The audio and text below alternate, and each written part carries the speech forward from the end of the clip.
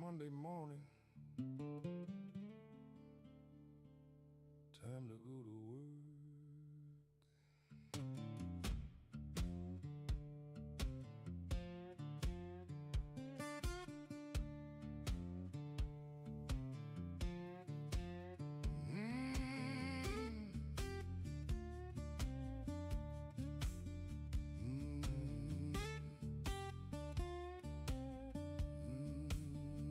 Blue-collar worker, time to wake up and roll. Get that coffee in your system, get your mind and your soul. Boots by the doorway, hard hat riding shotgun. Sun ain't even up yet, but the day's already begun. Steel toes hit the gravel, cold air fills your lungs. Another day to build it right, another job to get done. No shortcuts taken, no easy road we choose. We earn every dollar, got too much pride to lose. Get that coffee and hit the road, no delay, no slowing down. Another job, another load, we're the backbone of this town. Get to the site and get to working, hands in motion, engines turning, making America great again. With sweat and grit we're earning, breaking down the old and failing, building strength that won't give in. From the ground up, never trailing, making America great again.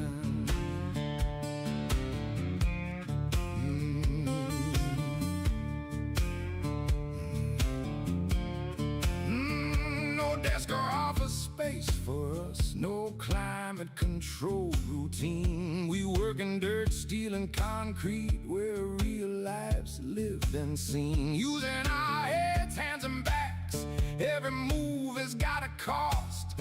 Measured cuts and steady hands, no room for getting lost. Blueprints in the morning light, changing plans by noon, solving problems on the fly, getting it done real soon.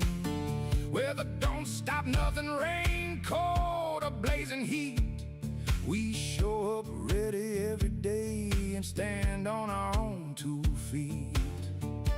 Get that coffee and hit the road, no delay, no slowing down. Another job, another load, we're the backbone of this town. Get to the site and get to working, hands in motion, engines turning, making America great again. With sweat and grit we're earning, breaking down the old and failing, building strength that won't give in. From the ground up, never trailing, making America great again. Building the new infrastructure to hold the future, laying down the work that time won't erase. Building up again, from sending rockets to housing the many every place. From highways stretching miles and miles to homes where families grow. We don't just build for today, we build for years we'll never know.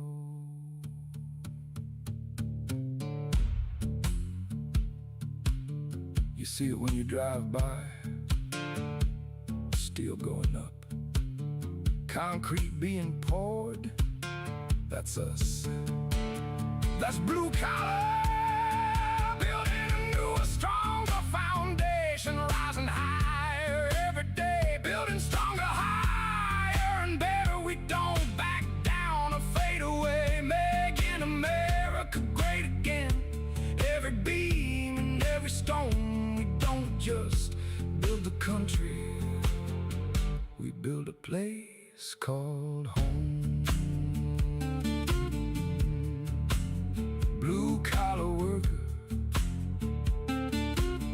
time to get up and go. Boots on the ground. All right. Let's go to work.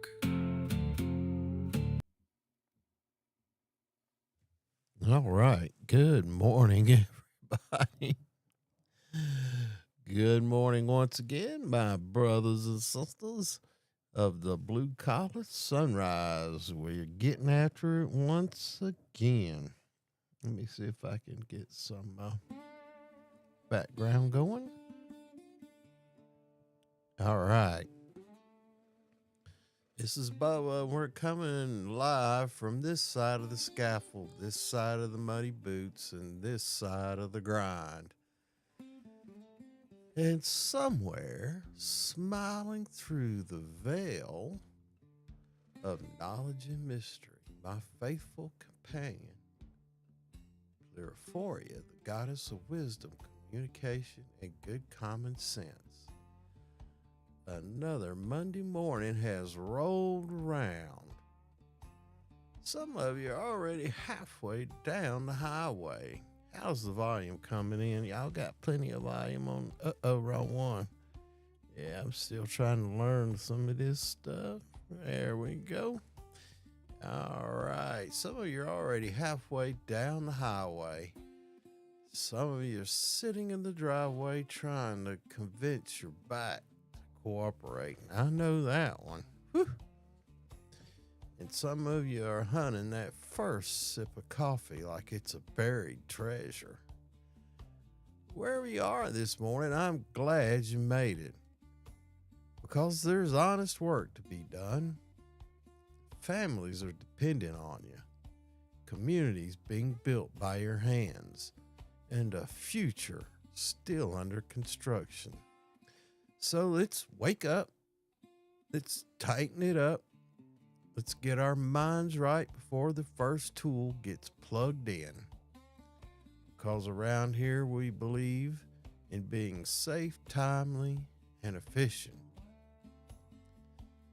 All right, where are we at this morning? You picking up your guys? Yeah. Go ahead and give me a shout out. Send me a chat. Let me know you're up and listening. You're live. Tell me what trade you're representing. Tell me what part of the country you're working in this morning. Are you headed to the supply house? Or are you headed to the shop to pick up some tools or some guys?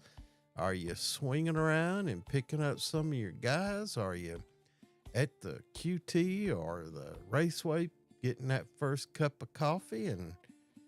And for the unfortunate few who didn't bring their lunch, trying to get a bite to eat to power the old body through the first half of the day, let me know. I'm interested in hearing. But here we are, Monday morning, Bubba. It is the 18th day of May, 2026. Boy, doggone it. It is May.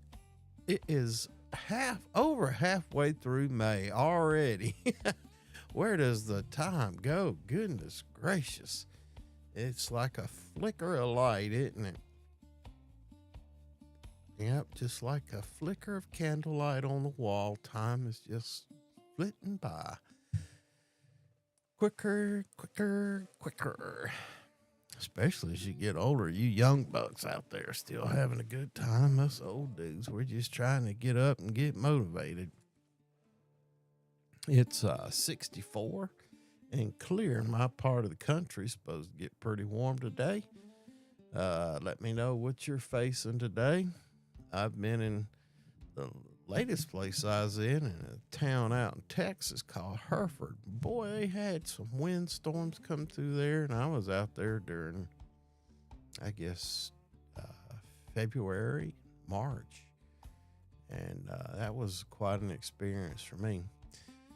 All right. This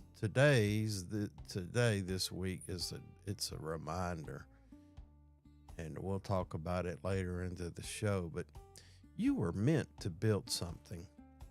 Not everybody is called to sit behind a desk. Some people are called to shape steel, pour concrete, run wire, frame houses, repair roads, clear storm damage, demolish the unsafe, and build the future. Now, construction workers carry the mind of a maker. You just don't earn a paycheck. You leave evidence you were here, and that matters. Phrase of the week: you were meant to build something. There's something powerful about a person who can look at an empty piece of ground and see possibility. Most people see dirt. Builders, we see foundations. Most people see chaos. Craftsmen, they see a structure. Most people complain about problems. Construction workers solve them every single day. You were meant to build something. You were meant to build something. Maybe it's a bridge. Maybe it's a school. Maybe it's a power plant. Maybe it's a better future for your children. Well, I want to tell you something this morning. You're also building yourself. Every hard day, every early morning, every lesson learned the hard way, every mistake corrected, every injury avoided because somebody slowed down long enough to think. That's construction too. You're building discipline, patience, skill, awareness, and character. And sometimes the strongest thing a man or woman builds is the person standing inside the boots you're wearing. So this week, carry yourself like a professional builder, because builders think ahead. Builders prepare. Builders understand the truth. If you fail to plan for emergency, you're planning for confusion. And confusion at elevation can kill people. Which brings us to today's topic. And we'll be talking about some safety in a minute. Anyway, everybody had a good weekend. Hard to get motivated in the morning, I know. I've been up a little while now, about 4 o'clock. And I ain't had my coffee. I know some of you, the first thing you got to do is drink coffee. And I used to be that way, but this is one of the things, this is just a personal note. I'm trying to, yesterday I did not even have a cup of coffee, so I'm really trying to cut back on the coffee. I guess you could tell, by the way, I'm still yawning. But, and I don't know how true it is. Man, there's so many things on the internet, but they talk about this thing called cortisol, which is a stress hormone. And when you're stressed, you keep too much of that cortisol. Apparently, it causes weight gain and all kinds of physical problems with yourself because you never get rid of that cortisol in your body. It's a special hormone that your body uses to realign itself or whatever. But if you never flush it out, or I'll do some more research on it, but I'm just trying to reduce that level of cortisol. And in the mornings after you get up, apparently it's something that builds while you're asleep. But anyway, if you don't give your body enough time to flush it out in the morning, and it normally takes about an hour, or hour and a half, if you don't allow it to flush, because apparently caffeine keeps it elevated for longer periods of time. That's kind of why they say you have a crash after lunch.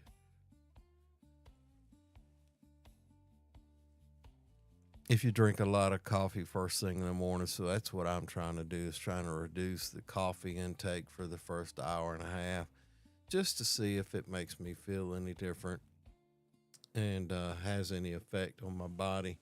I know one thing, and I don't know, man. The old doctors got me on so many daggum things for cholesterol, blood pressure, and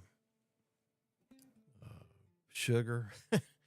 They say I'm pre-diabetic, and man, they've got me on so many things that just I'm beginning to wonder if some of it's not having some negative effects on me. But anyway, it's not about me. I'm just giving you some examples of perhaps you should pay attention to your body, especially if you're still young and out there in the field. What you do today will definitely affect how you feel tomorrow. And that's from everything. Listen, I know you young guys, you think you're invincible. How do I know that? Because I was a young guy one time and I thought I was pretty invincible. I would jump off a track hose and snatch things up and pick up heavy stuff that I knew it was too heavy for me to really pick up, and I'd pick it up anyway because by God, I'm a man, and I'm still a man. But I don't think there's not a joint on me that don't ache, snap, pop, crack, and my mobility has decreased no matter how. Well, I don't know if it has decreased there, and that mobility, which hasn't decreased, hurts considerably more. So, you got a long road to hoe, and it goes for your feet too, man. Boots are expensive. I understand that. I do. But you spend your entire life working, standing on your feet. So take care of those feet. Even if you take your boots off at lunchtime and give your feet some air, and take a change of socks with you and change the socks before you put your boots back on. And you can avoid some of those funguses and bad feet and everything else. But take care of your feet. Don't be picking up stuff that's too heavy. Get some help, because you'll think you're fine. You might feel a little twinge, and next day it might hurt for a few days, and you think you're over it, but you're really never over it. Comes with age.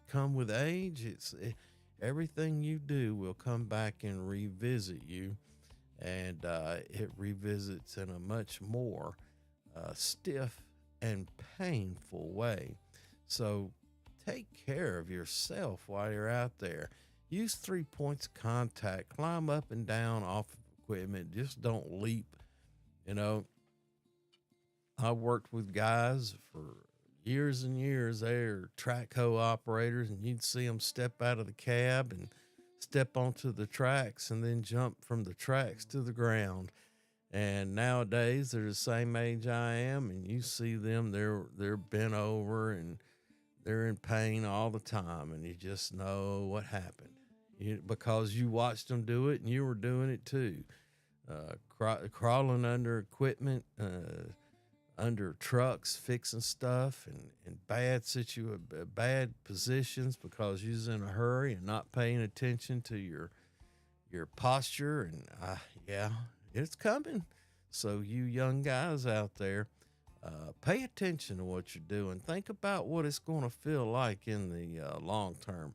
I watch my little old grandson, 5 years old, 5.5 maybe, and man, he's in the floor and he's all bent up and got himself all twisted up and reading a book or something, man, be all twisted up in a chair and sitting weird. And I'm like, God almighty.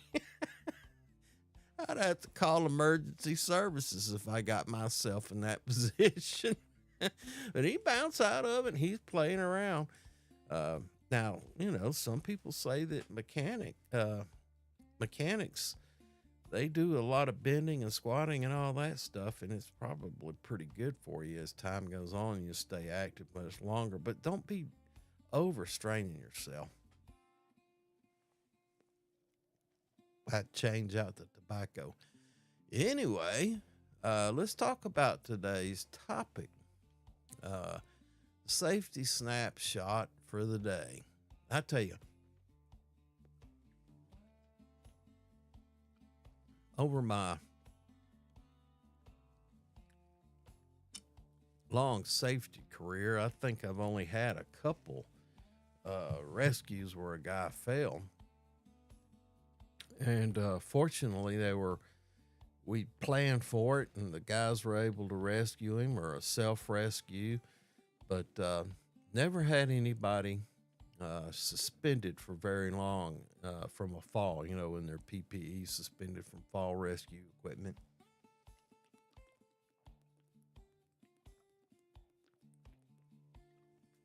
But it can be dangerous. You saved yourself from the fall. You didn't hit the lower deck. But then there comes the potential of suspension trauma, where you've had a fall and you're hanging by your harness, and there are certain parts of your body taking an enormous strain and stress when you fall. Where those straps cross, it's your thighs, down on your thighs. They begin cutting off the blood supply to your legs, and blood will pool in your legs because it can't get back up. And that can cause some serious complications. You start having effects after about 5 minutes of being suspended. So I have done a fall protection series on the other channel for my other channel. Where is it at? Right there, toolbox. And I just completed a 12-part series on subpart M, which is kind of a prerequisite for the OSHA 10, where you have to have at least an hour and a half of fall protection training in the OSHA 10. Why fall protection training? Because, heck, that's the most in the Focus 4. That's the top of the Focus 4, which falls result in the most injuries and fatalities in the construction industry consistently every year for decades. So that's one thing that OSHA wants you to focus on, and I put together this thing, and it's the fall protection series.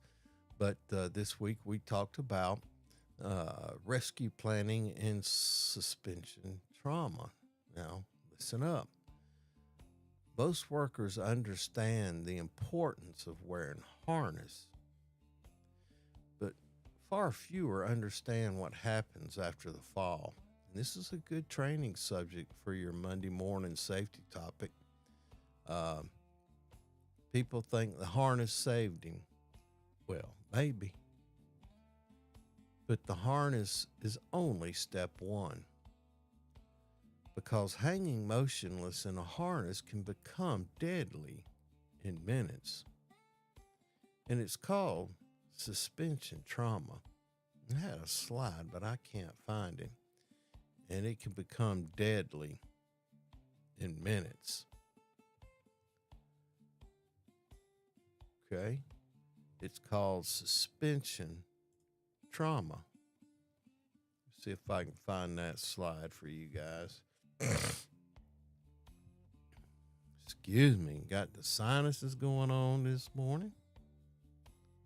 And let's see.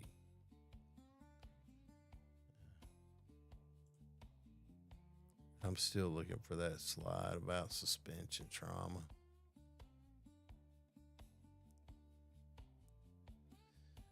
Well. see. And but this suspension trauma, boy, it can get you and put you in a bad way. Let me see here. I'm going to add one. And I don't want to go there. Y'all bear with me. I'm trying to find a slide. I am unprepared this morning. And, well, I decided I was prepared, but I had, here we go.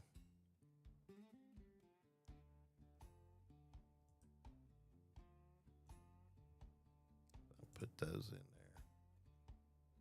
there. All right. Here, I don't know if I can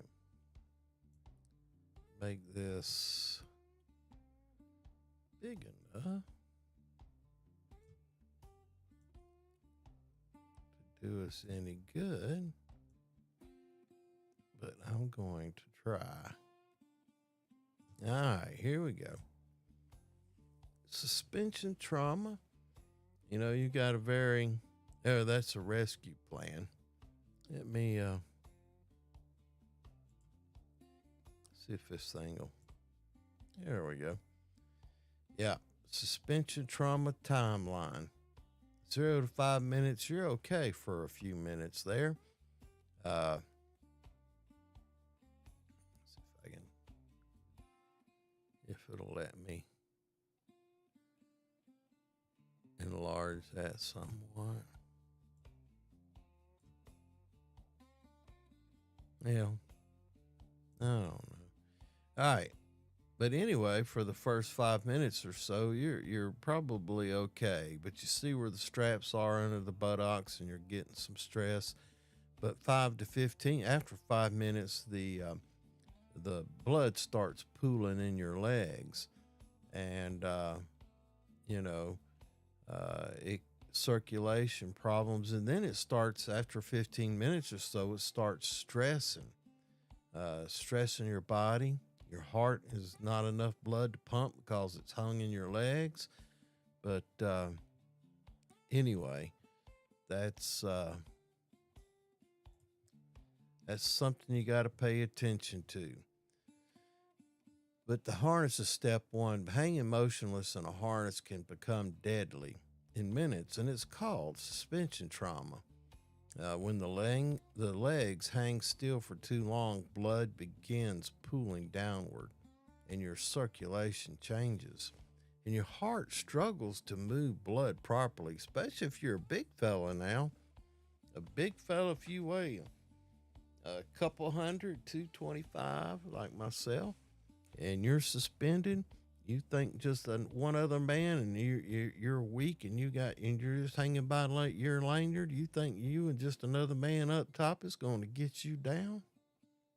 Think again. Think again. It might take 4 or 5 guys to pull you up by that single lanyard.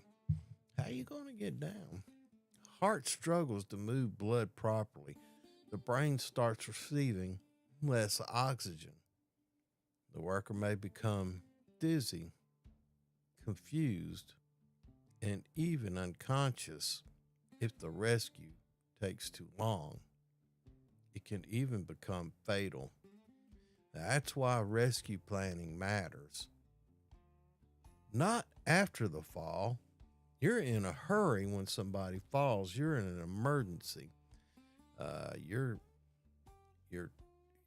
time of having thoughts is way off. You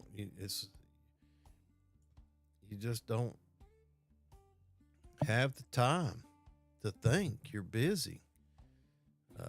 You've got somebody who's having an emergency, and you're in the middle of it. And that's why you've got to plan before the fall and not after the fall.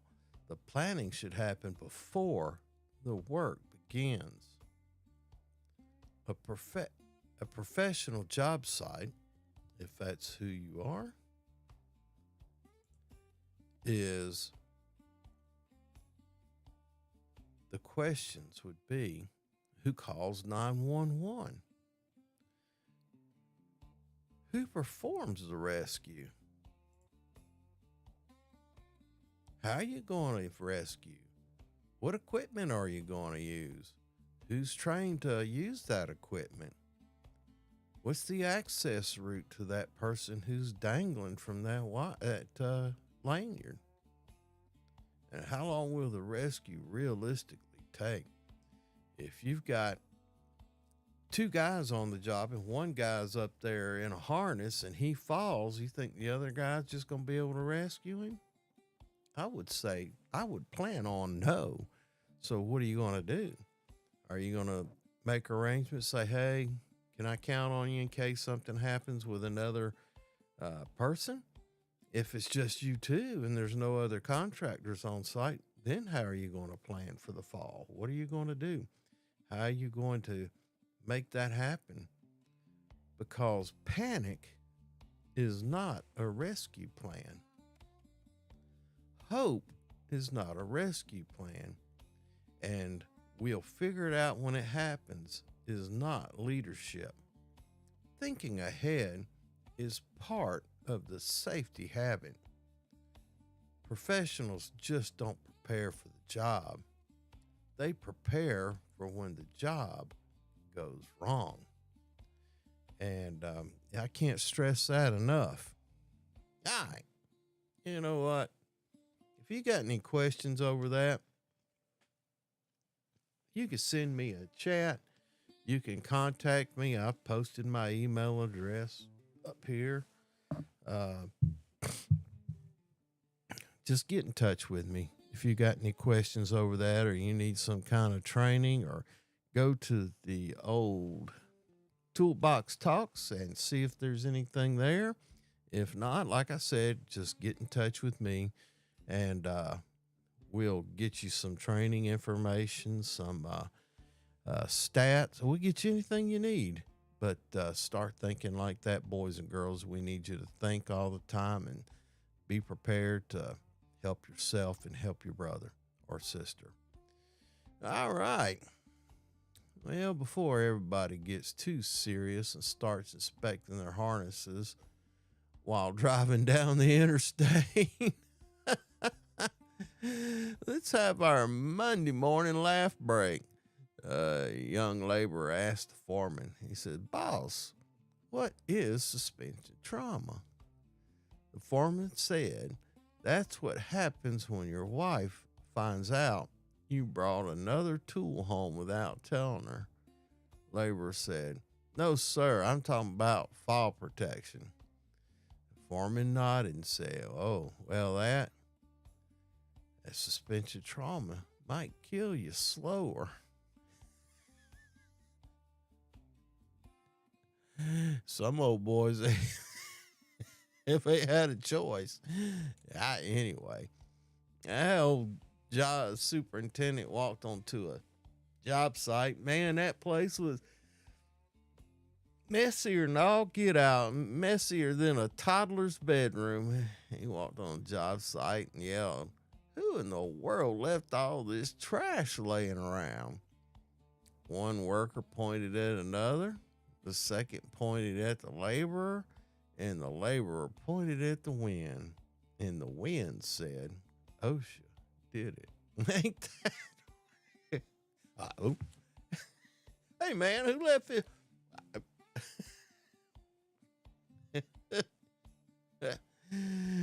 Yeah, hey, on a serious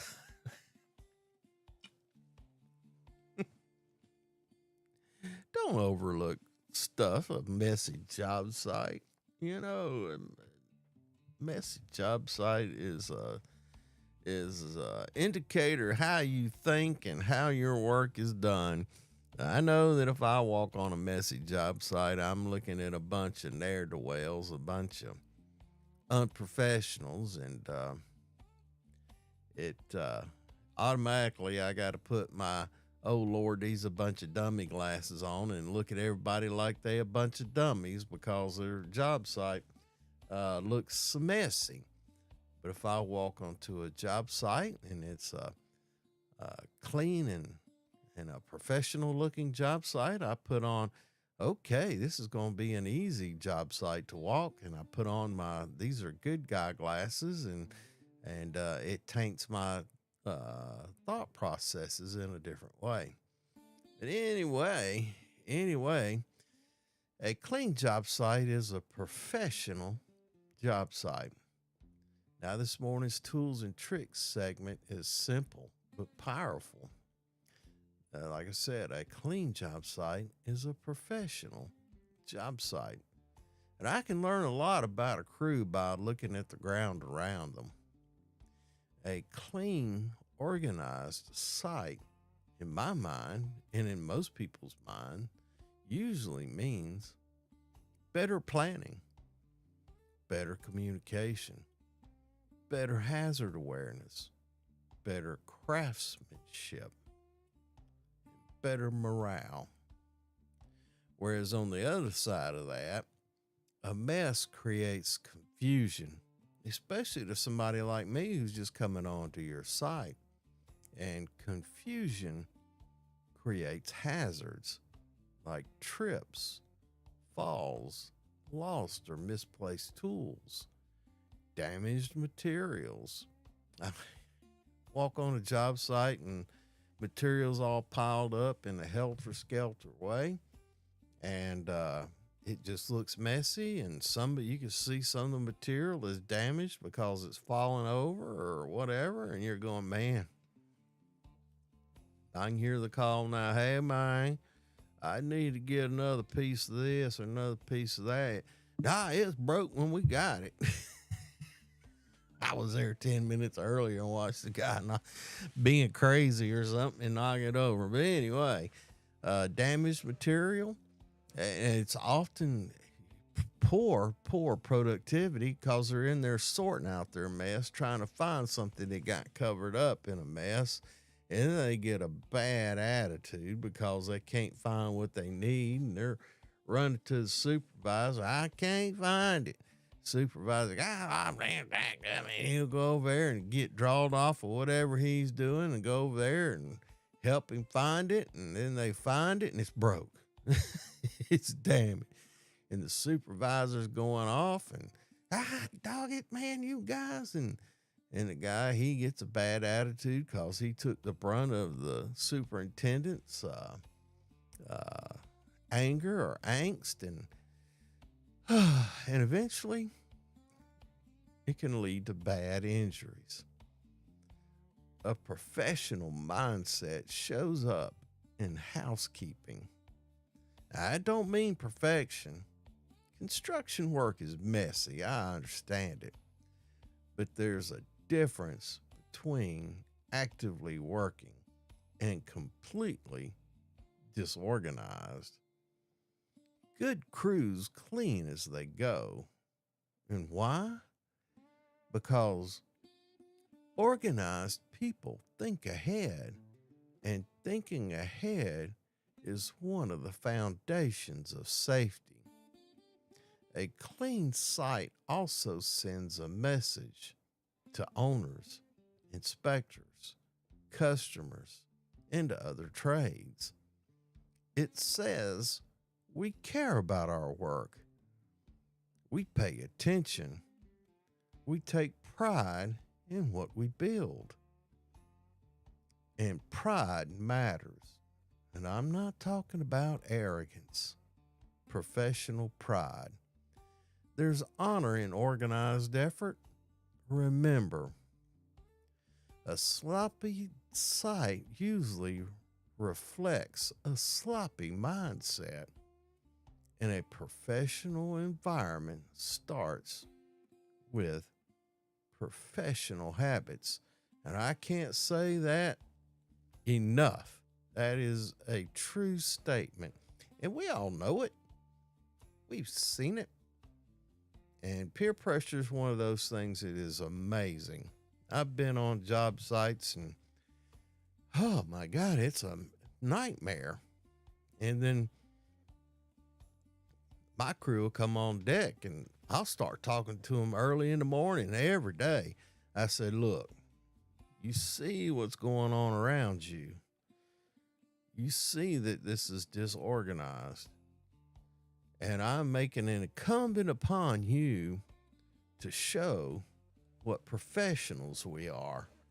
And I want your job site to shine. I want that contractor to see and think that you're a preferred contractor, that you're there and you're doing your job in a professional, safe, timely, and efficient manner. I want you to be an example that they point at every day and go, that's the way the rest of you knuckleheads on this job site ought to be looking like and performing like. I don't want to see no more. Although, if y'all are on this job site, look at that crew over there. They're the ones who's doing it right, and they're going to be the ones I'm going to set the example by on this entire job site. It's happened multiple times, and I would start bragging on them. Hey, my guys don't behave like that. Let's go look at my job site. Let's go see what my guys are doing. And I say, now, you got any comments, anything you think that we need to improve upon? And from time to time, they'll have some comments, and they've got to act important. They've got to feel like they're a part of the process. And we smile and say, yes, sir, we'll do that if it's safe. We don't say, yeah, if it's safe, but we'll try, we'll answer them in the affirmative. And if there's improvements to be made based on their suggestions, we're going to do it. Why? Because we want to be the team player. We want to be the people out there who think their job is important, and we want them to feel that we think their job is important, and that their job is number one in our books, and we're going to be there, and we're going to outperform any other contractor on the job site. That's a natural, competitive way to be, and there is nothing wrong with it. And it's amazing to watch transformations on a job site when your crew comes on. And you just might have a small crew and you're doing a little, I don't know, drywall work or some electrical work, or you might be a little demolition contractor, but you come in there and you're taking things down and you're doing it in a safe, timely, and efficient manner, and you're moving things along and you're staying busy, and you're meeting your contractual timelines and progression of work, and and your job site is clean and organized, and you become the shining example. And boy, there's no better feeling. You talk about building pride in a crew. You talk about a crew that's proud when they come in and they're ready to get to work, and become a shining example and take personal pride in themselves. And you watch their own pride and their professional pride build and develop, and watch them become more and more professional. And then the superintendent, him and his men are advancing through the ranks in the company. That superintendent eventually becomes a general superintendent because he has such high standards, and the company wants those high standards to be transmitted throughout the entire workforce.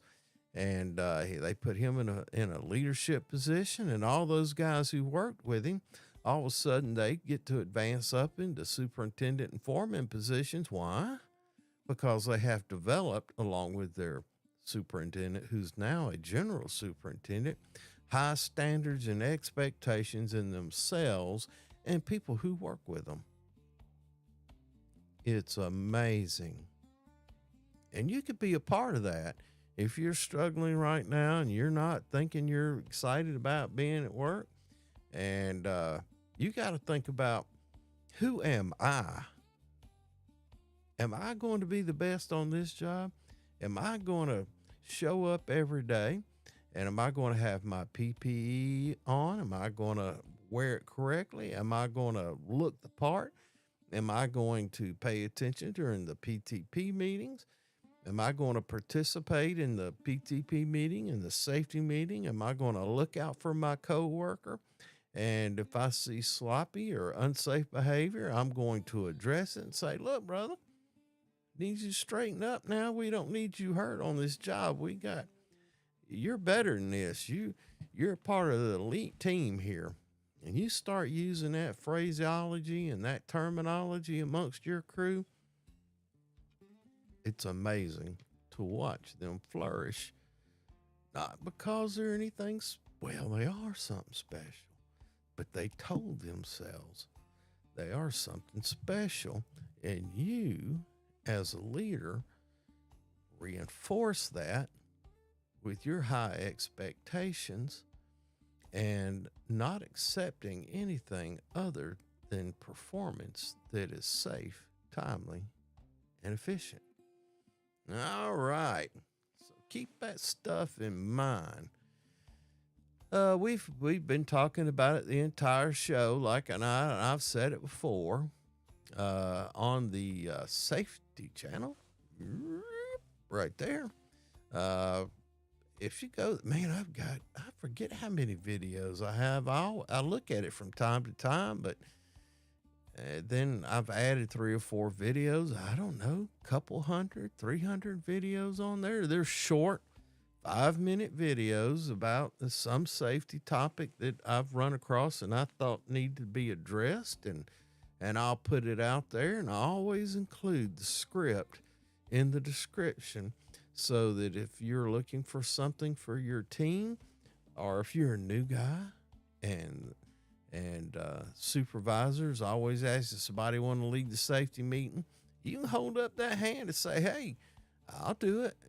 I'll do it next week, and I'll talk about respiratory protection, because we wear respiratory protection when we're doing this sheetrock work, or we wear respiratory protection when we're burning.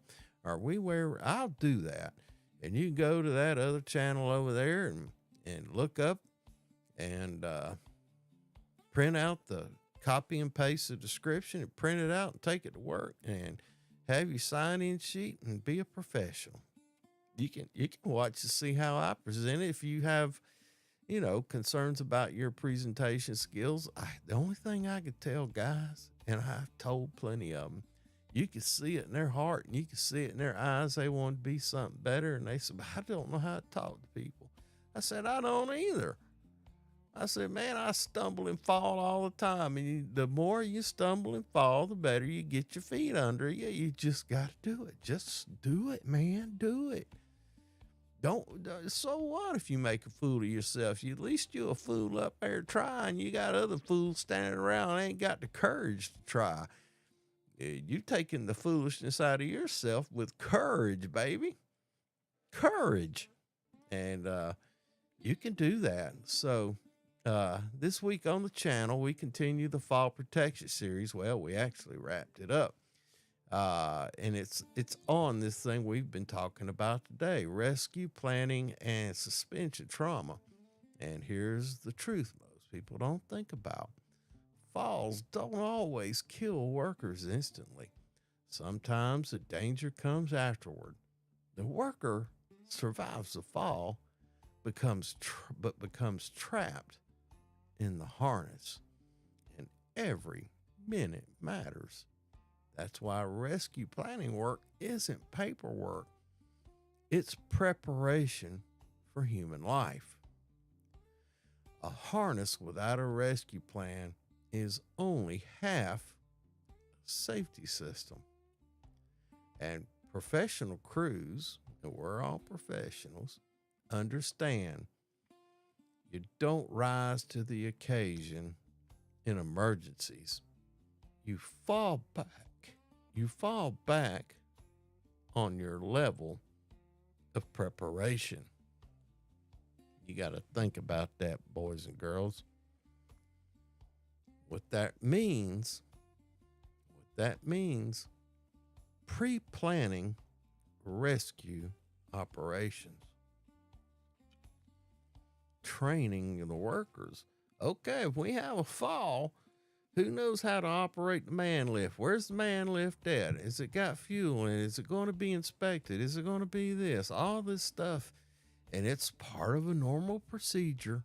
You're just summing it up for them and practicing communications. Hey, got a guy in, we got to get it around here. We got this on. You got to be able to create a scenario for them and let them think through it and work through it and develop a comprehension of what could happen and how they could fix the problem or rescue the individual.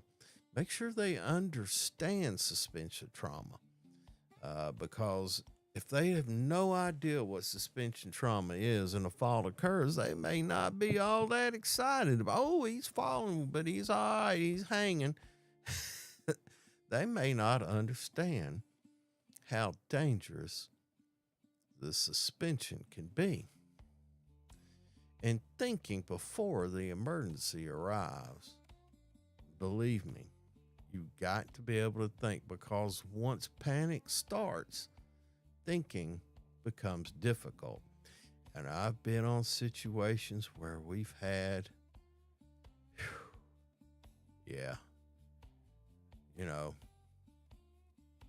everybody's panicked when somebody is seriously injured or hurt or dead. It's quite a thing. People are worried, concerned, fearful, and they lose their sense of directions. They all kinds of things going on. How are you going to get emergency services in there? Is the path clear? Is there ample lighting? Thinking becomes difficult, and construction workers must remember something important. Safety is not just preventing accidents. Safety is preparing for reality.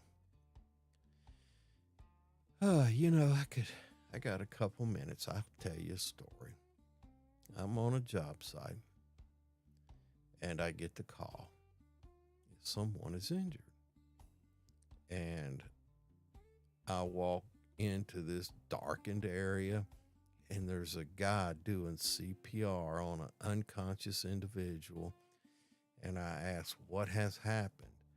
And they were moving some switch gear, electrical switch gear in the cabinet on a forklift, and it wasn't secured. The cabinet wasn't secured to the forklift, and it caught a valve up high, and there was a guy, the forklift was backing up, and the guy was on the other side kind of guiding and looking. Well, he didn't see that valve, and that valve caught that cabinet, and since it weren't attached to the mast of the forklift, it pulled it over on this guy and crushed him. And before I got there, they had gotten the cabinet off of him, and one guy was trying to pumping his chest doing CPR, and there was frothy red blood coming out of the lungs. This guy had been crushed. And I called 911, standing there, and they had been aware of the call. Somebody called in, and all of a sudden I said, well, who's directing the emergency services when they get here? Nobody knew. So I directed somebody to go to the gate, show them how to get in. And a couple other guys, hey, man, clear this area. He's got emergency services are going to ensure their safety first. And if it's an unsure area to them, they're going to verify that they can safely approach the victim before they will enter. So if it's dark and they don't have ample lighting and they can't see hazards, then there better be lighting, or the rescue is going to be slow. Okay. So I had guys cleaning the area, a couple guys showing where the ambulance come in. I had to stage these guys, and you could hear the sirens coming. So I knew time was running short, and I had them redirect all their work lights into the area, and they took the guy off. And of course, he didn't make it.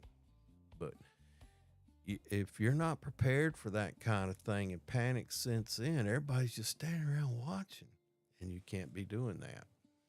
Anyway, keep that in mind if you want to hear more about how to properly plan. If you need some ideas on your own safety meetings, please feel free to contact me and I'll point you in the right direction and get you what you need. Uh, and we'll I'll get out if you need me now. But I have gone to job sites and I do safety audits and things like that, and offer feedback and how performance happens and what corrections would be valuable. Uh, I do that kind of work. Not that I'm selling any of that. I'm just out here trying to get you guys a little more motivated and trained. All right. Well, friends, another Monday morning is underway. The roads are filling up, and Lord knows there's enough people in a hurry, waking up late, struggling to get where they're going. The lights are coming on the job sites. Coffee cups are emptying, and America is getting ready to build again. Remember this day. You were meant to build something, not just structures, but reputation, skill, your character, leadership. Always remember to take pride in your work. Let them know who you are.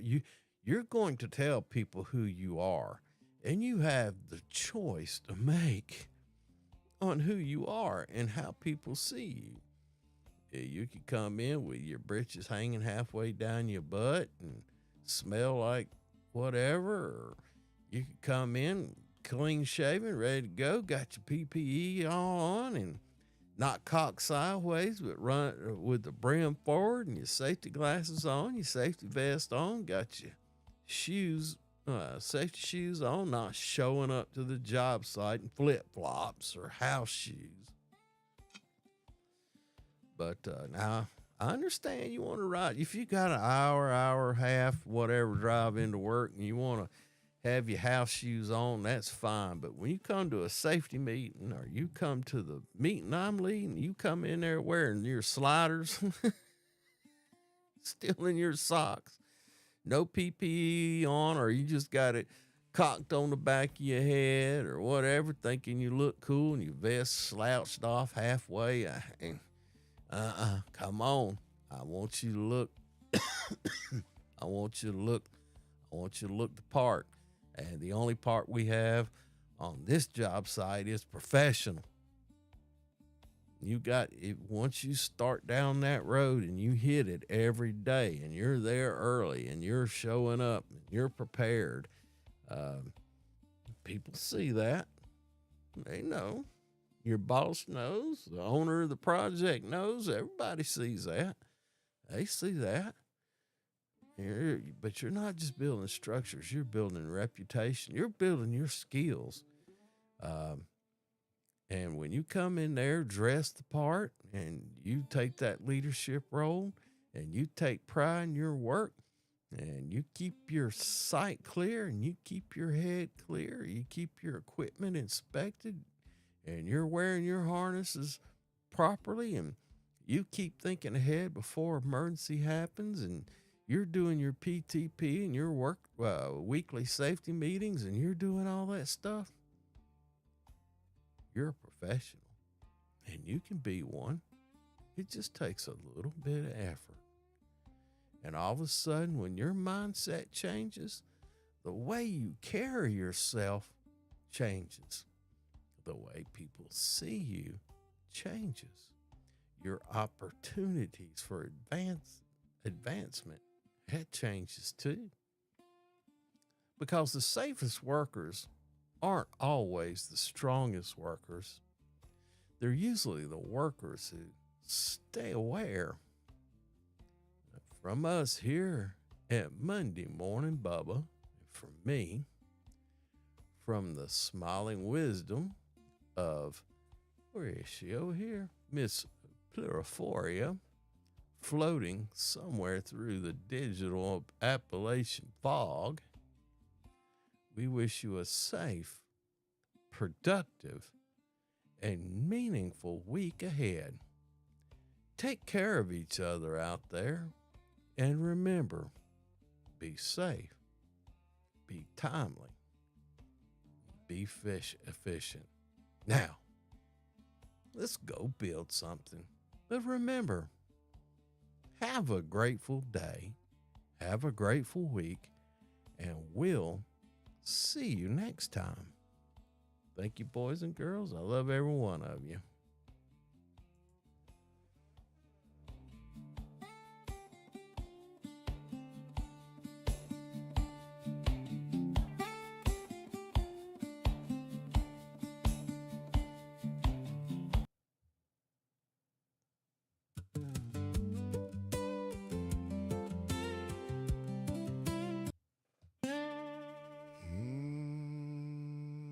It's Monday morning. Time to go to work.